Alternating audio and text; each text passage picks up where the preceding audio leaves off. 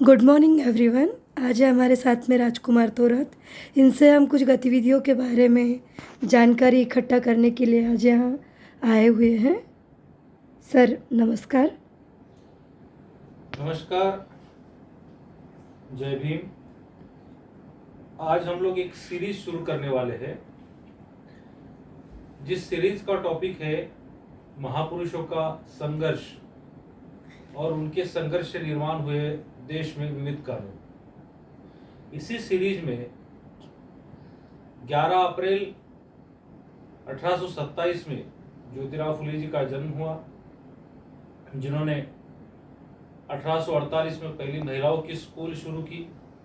उनके जीवन से, उनके आंदोलन से जिन कानूनों का निर्माण हुआ, उसके बारे में आपको एक संक्षिप्त जानकारी मैं देना चाहता हूं।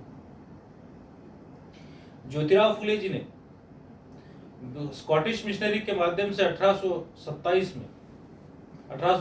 में पहली महिलाओं की स्कूल शुरू कर दी, और इसी महिलाओं के पहली स्कूल शुरू करने का जो रिफ्लेक्शन है कानून के जरिए भारत के संविधान में पाया जाता है।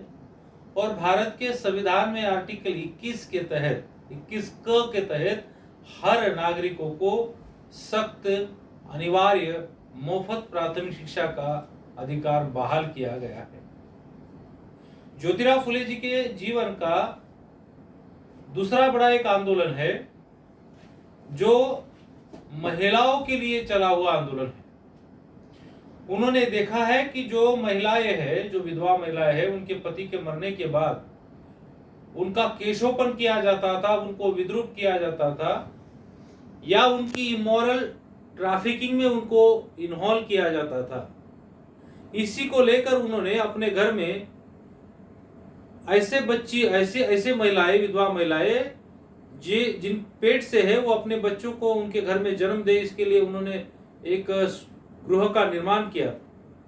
इसी को लेकर भविष्य में एक कानून पैदा हुआ, और उस कानून का नाम है मैटरनिटी एक्ट। महिलाओं को प्रसूति का कानून पैदा हुआ, और उस प्रसूति के कानून में महिलाओं को अन्य तरह के अधिकारों को भी प्राप्त हुई। ज्योतिराव फुले की इस आंदोलन का परिणाम यह हुआ कि जिन महिलाओं को इमोरल ट्रैफिकिंग में ढकेला जाता था, और उसी के लिए उन्होंने जो आंदोलन चलाया, उसका परिणाम यह हुआ कि इमोरल ट्रैफिकिंग एक्ट 1986 जो है, ज्योतिराव फुले जी के आंदोलन के परिणाम से ही वो भारत में आया।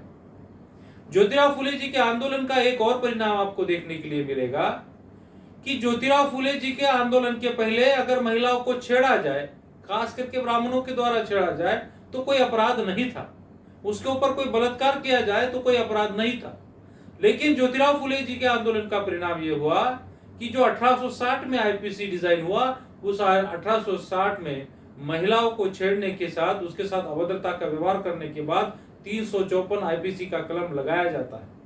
उसके साथ बलात्कार होने के बाद 376 जैसा 376 जैसा कलम लगाया जाता है। ये ज्योतिराव फुले जी का आंदोलन का परिणाम है कि यो जो सारे कानूनों में रिफ्लेक्ट होता है।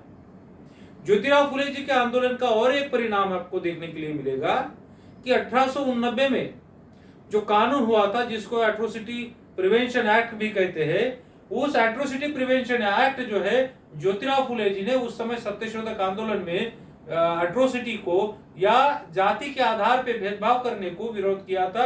उसी के परिणाम स्वरूप में आर्टिकल 15 जो है, no shall discrimination on the caste basis and sex, race and religious के नाम से किसी के साथ डिस्क्रिमिनेशन नहीं किया जाएगा, भेदभाव नहीं किया जाएगा, ये बात कही थी। वही बात रिफ्लेक्ट होकर भारत के संविधान में आर्टिकल 15 आया, और उसी का रिफ्लेक्शन होकर एट्रोसिटी प्रिवेंशन एक्ट 1819 हुआ। ऐसे अपने महापुरुषों के आंदोलन का, खास करके ज्योतिराव फुले जी के आंदोलन का परिणाम यह हुआ कि अनेक कानून उससे निर्माण हुए।